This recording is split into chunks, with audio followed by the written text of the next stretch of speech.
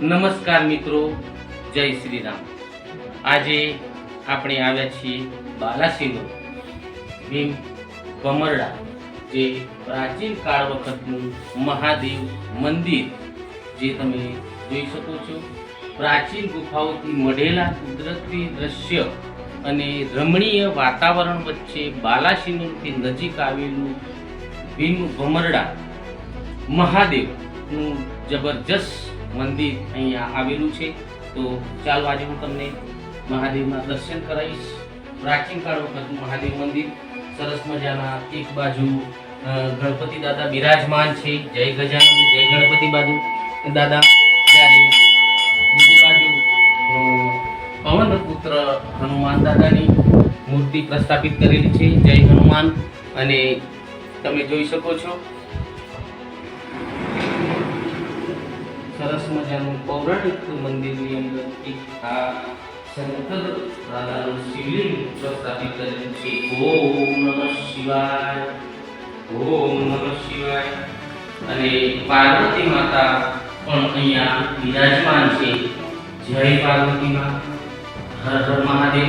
તો તમને કહું છું, તમારે પણ દૃશ્ય નિહાળવા હોય તો બાલાસિનોર નજીક ભીમ ભમરડા પ્રાચીન મંદિરના અવશ્ય દર્શન કરવા આવજો। હર હર મહાદેવ।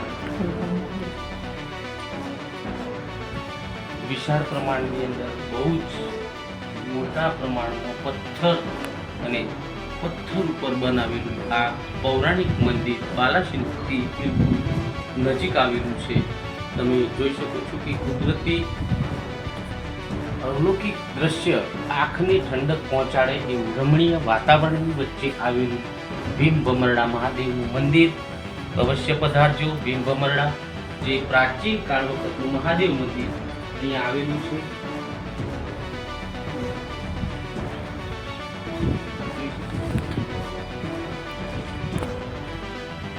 અવલૌકિક કુદરતી વાતાવરણ, કેસરી નંદન હનુમાન મંદિર પણ પથ્થરની ગુફાઓની અંદર અહીંયા આવેલું છે। તો અવશ્ય ભીમ ભમરડા મહાદેવના દર્શન કરવા માટે અવશ્ય પધારજો। જય શ્રી રામ, હર હર મહાદેવ।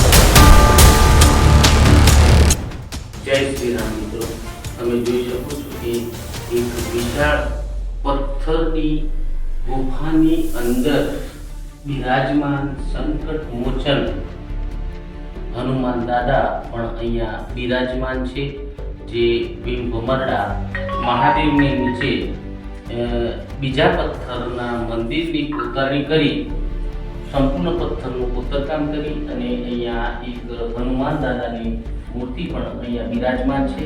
તો અવશ્ય આવા અવલૌકિક દર્શન કરવા માટે અવશ્ય પધારજો ભીમ ભમરડા બાલાસિનોર।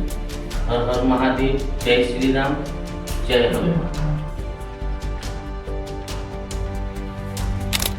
સરસ મજાના પૌરાણિક મંદિરના અવલૌકિક દર્શન કરવા માટે આજે અમે આવ્યા હતા। તો સરસ મજાની અહીંયા દર્શન કર્યા અને આંખને ઠંડક પહોંચે, આપણા દિલને ઠંડક પહોંચે એવા કુદરતી રમણીય વાતાવરણની વચ્ચે આવેલું ભીમ ભમરડા મહાદેવ મંદિરના અવલૌકિક દર્શન કરવા હોય તો તમને કહું છું, તમે પણ અવશ્ય પધારજો ભીમ ભમરડા મહાદેવ।